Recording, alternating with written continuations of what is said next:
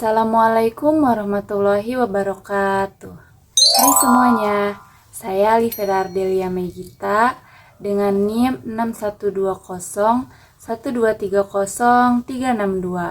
mahasiswa dari Universitas Primagraha, Fakultas Ekonomi dan Bisnis, Program Studi Manajemen. Pada video kali ini, saya akan menjelaskan terkait strategi komunikasi yang akan saya gunakan sebagai manajer baru dan bagaimana mengatasi kesulitan manajer baru ketika berkomunikasi dengan tim di mata kuliah komunikasi bisnis dengan dosen pengampu yaitu Ibu Rosida Hasana MPD. Masing-masing yang akan saya bahas memiliki beberapa poin. Untuk pembahasan lebih lanjutnya, tonton sampai akhir ya. Anda adalah seorang manajer baru di sebuah perusahaan startup. Perusahaan Anda ingin memperkenalkan produk baru ke pasar internasional. Jelaskan strategi komunikasi yang akan Anda gunakan untuk memperkenalkan produk ini kepada target pasar yang berbeda-beda budaya. Perhatikan aspek-aspek seperti pemilihan komunikasi, pesan yang disampaikan, dan adaptasi pesan sesuai dengan budaya masing-masing. Baik, berikut penjelasannya. Ketika saya menjadi manajer baru di perusahaan startup, tentunya saya harus mampu dalam strategi komunikasi, apalagi untuk memperkenalkan suatu produk kepada target pasar yang pastinya berbeda-beda budayanya. Seperti pemilihan komunikasi, pesan yang disampaikan, dan adaptasi pesan melalui budaya masing-masing. Dalam hal pemilihan komunikasi, sangat penting pada strategi komunikasi ini.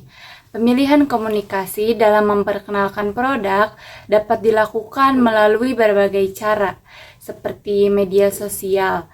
Apalagi di era sekarang, eranya serba digital yang memungkinkan pada budaya pasar A lebih senang ketika mencari tahu atau kenal produk tersebut lewat platform. Terlebih lagi, influencer lokal yang di-endorse untuk memperkenalkan produk tersebut. Menurut saya, ini sangat efektif. Tetapi, media sosial tidak menjadi patokan bagi saya. Karena ada budaya pasar lain yang mungkin akan lebih senang ketika berkomunikasi secara langsung. Misalnya lewat pameran atau event. Hal itu akan saya gunakan untuk memperkenalkan produk agar bisa berkomunikasi langsung dengan target pasar. Nah, selanjutnya itu menyesuaikan gaya bahasa komunikasi ketika memperkenalkan produk. Misalnya, produk akan diperkenalkan kepada mahasiswa, dosen, atau masyarakat lainnya. Nah, di sini saya akan menyesuaikan gaya bahasa apakah harus formal, informal, atau semi-formal dan informal. Selain itu, pesan yang disampaikan juga sangat penting pada strategi komunikasi.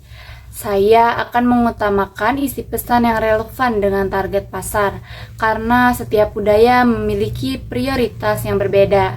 Misalnya pada pasar A, mungkin lebih menyukai kualitas dan kegunaan produk tersebut, sementara di pasar B, mungkin mementingkan kenyamanan atau harga produk tersebut. Nah, selanjutnya itu menyampaikan sebuah penjelasan edukasi. Ketika memperkenalkan produk, terlebih lagi produk baru yang inovatif, ini sangat penting agar mereka dapat memahami bagaimana produk tersebut dapat memberikan manfaat. Dan yang tak kalah penting juga, yaitu adaptasi pesan sesuai dengan budaya masing-masing pada strategi komunikasi. Nah, adaptasi pesan ini akan dilakukan melalui riset mendalam, bagaimana budaya mereka, cara mereka berbicara, humor, dialek, dan kata-kata atau ungkapan yang dianggap tidak pantas atau menyinggung di setiap budaya yang berbeda. Kemudian, penggunaan metafora juga harus lebih hati-hati agar tidak adanya kesalahpahaman. Seorang manajer baru mengalami kesulitan dalam berkomunikasi dengan timnya yang berasal dari berbagai latar belakang budaya. Poin pertama, apa saja hambatan komunikasi lintas budaya yang mungkin terjadi dalam situasi ini? Poin kedua, bagaimana manajer tersebut dapat meningkatkan efektivitas komunikasi dengan timnya? Poin ketiga, saran apa yang akan Anda berikan kepada manajer untuk membangun hubungan yang lebih baik dengan anggota timnya. Berikut penjelasannya. Ketika seseorang menjadi manajer baru, pasti akan mengalami kesulitan komunikasi dengan anggota timnya, apalagi latar belakang budaya yang berbeda-beda, seperti hambatan komunikasi lintas budaya yang mungkin terjadi pada situasi ini, yaitu yang pertama itu perbedaan bahasa. Kemungkinan anggota tim berasal dari berbagai daerah ataupun negara. Bahkan sekalipun anggota tim menggunakan bahasa yang sama, tetap saja akan berbeda, baik itu dari aksen, dialek, atau nada bicara. Yang kedua, perbedaan gaya. Setiap budaya memiliki gaya bicara yang berbeda dalam menyampaikan pesan. Misalnya, pada budaya A, ketika berbicara lebih suka terbuka atau terang-terangan. Sementara pada budaya B, lebih hati-hati ketika berbicara, dan atau gaya bahasa yang digunakan mereka berbeda dari segi formal atau informalnya. Perbedaan gaya ini bisa menyebabkan kebingungan jika pesan yang disampaikan tidak dipahami dengan cara yang sama. Tapi sebagai seorang manajer harus dapat meningkatkan efektivitas komunikasi dengan timnya. Bagaimana sih? Nah, yang pertama ini ketika manajer berbicara dengan anggota tim, pastikan bahasa yang digunakan sederhana, jelas, langsung ke poinnya, mudah dipahami, dan hindari penggunaan istilah teknis atau idiom karena mungkin anggota tim memiliki perbedaan tingkat penguasaan bahasa. Yang kedua, memahami perbedaan budaya di antara anggota tim. Hal ini bisa dilakukan riset tentang bahasa, gaya komunikasi, nada, dan aksen bicara anggota, atau tentang norma dan kebiasaan yang ada pada setiap budaya mereka. Riset ini dapat menghindari kesalahpahaman dan dapat menyesuaikan gaya komunikasi sesuai dengan kebutuhan tim. Saya juga memiliki beberapa saran kepada manajer baru untuk membangun hubungan yang lebih baik dengan anggota tim.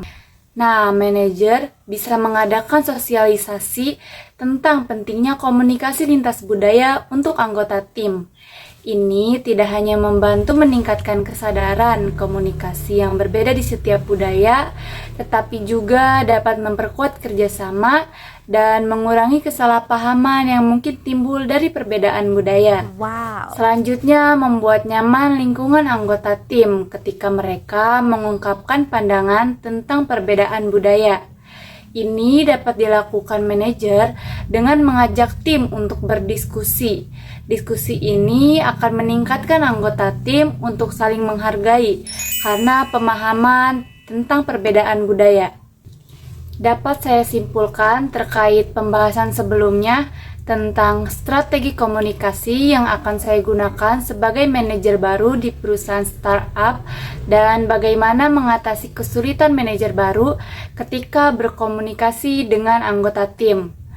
Kesimpulannya, seorang manajer baru di perusahaan startup perlu mengembangkan strategi komunikasi ketika memperkenalkan produk, apalagi mengenai pemilihan komunikasi yang sesuai, penyampaian pesan yang sesuai, kemudian adaptasi pesan dengan melakukan riset mendalam tentang budaya target pasar.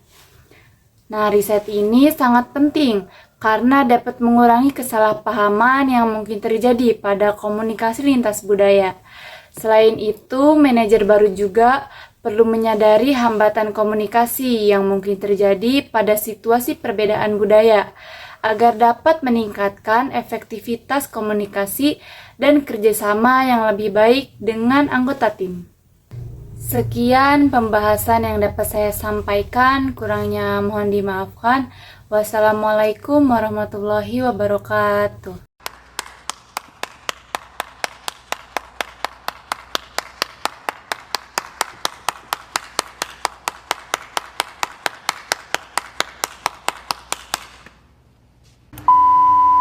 Thank you for watching and listening, guys. Bye.